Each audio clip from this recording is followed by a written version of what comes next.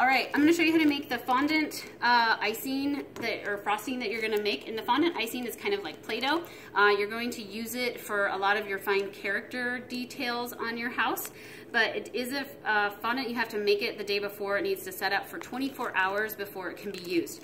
So you're going to make one batch of fondant for your entire kitchen group to share. We'll always get more or make more if we need to. We kind of make it share around the classes and rooms. But you just need one batch of the fondant per kitchen group, or for your entire kitchen. Not every gingerbread house needs to make their own.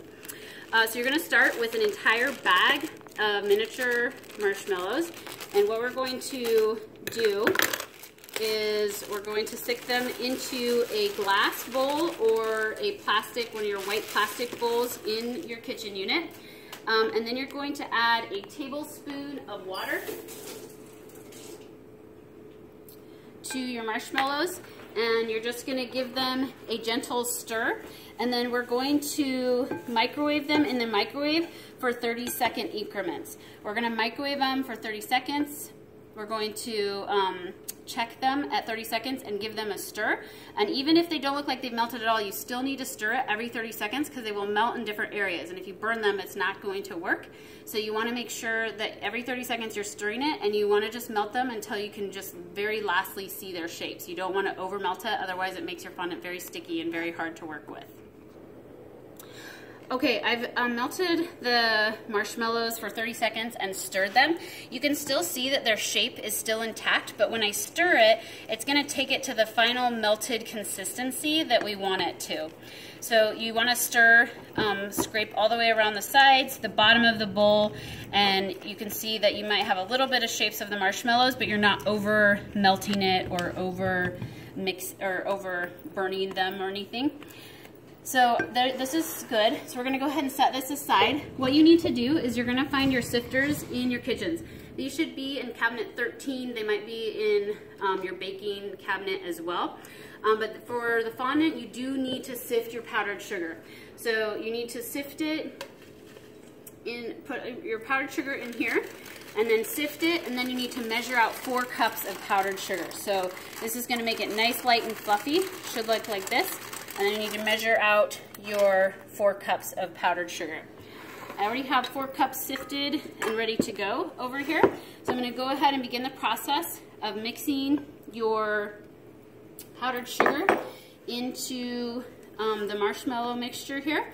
This is going to become very sticky until we kind of get all of that powdered sugar incorporated. So you want to do as much of it with the spatula as possible, and then you're going to work with it with your hands.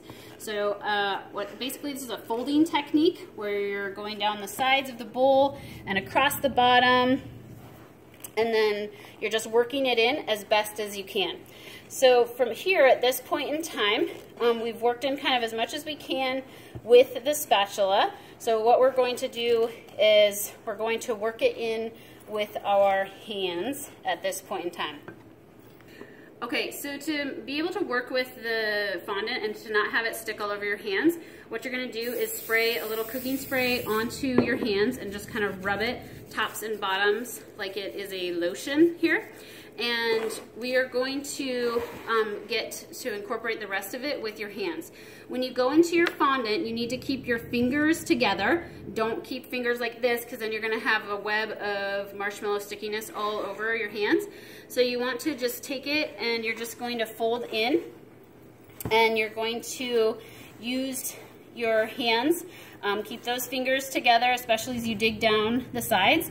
For any of you that have worked with yeast doughs, this is a very similar process. It's kind of like we are kneading that powdered sugar right into your marshmallows here. And basically what your final consistency is that you're going to, it's going to feel kind of like Play-Doh, like a big ball of fresh Play-Doh if any of you have made Play-Doh from scratch. And you can see that it's coming together here. And we've worked in most of that powdered sugar. I'm kind of spinning the bowl and kneading it with my hands, so the heel of my hand, and picking it up with fingers together. So it's still a little bit sticky to the touch right now. And if I were to stick my fingers in there, yes, it would stick to my hands, but it's warm.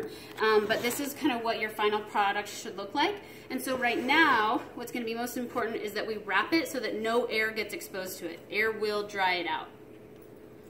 All right, so once you get your fondant made, remember this is for your entire kitchen to share. You're going to wrap it in plastic wrap all the way around. And if you feel like it is too sticky, you can take a little bit of powdered sugar and you can kind of rub it around it if you feel like your dough in particular is too sticky, perhaps if you over melted the marshmallows. And then you're going to wrap it, you know, on all sides. You want to make sure that you're getting no air around it. And then you're going to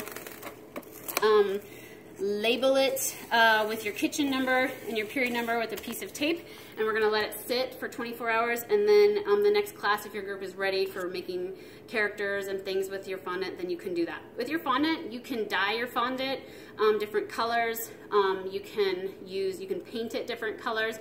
If you dye it, I want to put gloves on because it will stain your hands when you work color into it. So there's lots of purposes for the fondant. It's a lot of fun. It's great for creating details.